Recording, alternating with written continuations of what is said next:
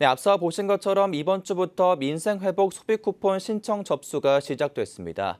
소비 진작과 지역경제 회복에 대한 기대가 커지고 있지만 이를 뒷받침해야 하는 기초지자체들은 갑작스러운 예산 마련에 대한 부담을 토로하고 있습니다. 인구 100만이 넘는 고양시도 예외는 아닙니다. 전진아 기자가 보도하겠습니다. 전 국민에게 1인당 최대 55만 원을 지급하는 민생회복 소비쿠폰 사업.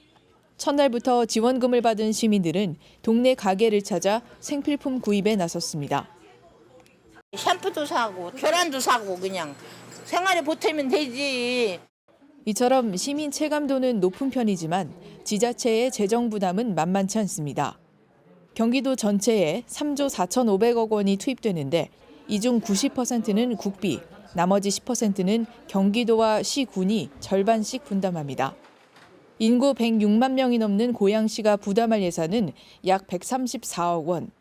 시는 국비로 1차 지급을 진행하고 오는 9월 2차 추경을 통해 시비를 확보할 계획입니다.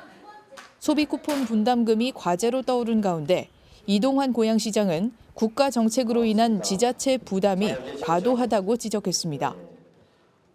고양시가 부담을 해야 됩니다. 수백억입니다. 고민 필요하지 않습니까? 저는 고민이 필요하다고 봅니다. 우리가 보통 예산을 그렇게 정말 무분별하게 포퓰리즘 예산을 활용하는 것은 바람직하지 않다고 저는 봅니다. 고양시 재정 자립도는 32% 수준, 비슷한 인구 규모의 수원, 용인시에 비해 10%포인트 이상 낮습니다. 각종 규제로 세입 기반이 열악한 경기 북부 지자체로선 추가 재원 확보도 쉽지 않은 상황.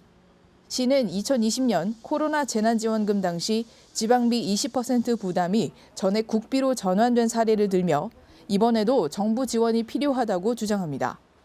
하지만 정부는 질병 보상 성격의 재난지원금과 달리 소비 쿠폰은 지역 경기 부양 책임 만큼 지자체도 분담해야 한다는 입장. 특히 쿠폰 사용처가 지역 상권과 소상공인에 집중돼 혜택이 지역으로 돌아간다는 겁니다. 소비 쿠폰 사업이 지역 경제 회복에 기여할 거라는 기대와 함께 예산 여력이 부족한 지자체엔 재정 압박이 될 수 있다는 우려가 나오는 가운데 정부와 지자체 간 분담 기준에 대한 보다 세심한 조율이 요구되고 있습니다. 딜라이브 뉴스 전진아입니다.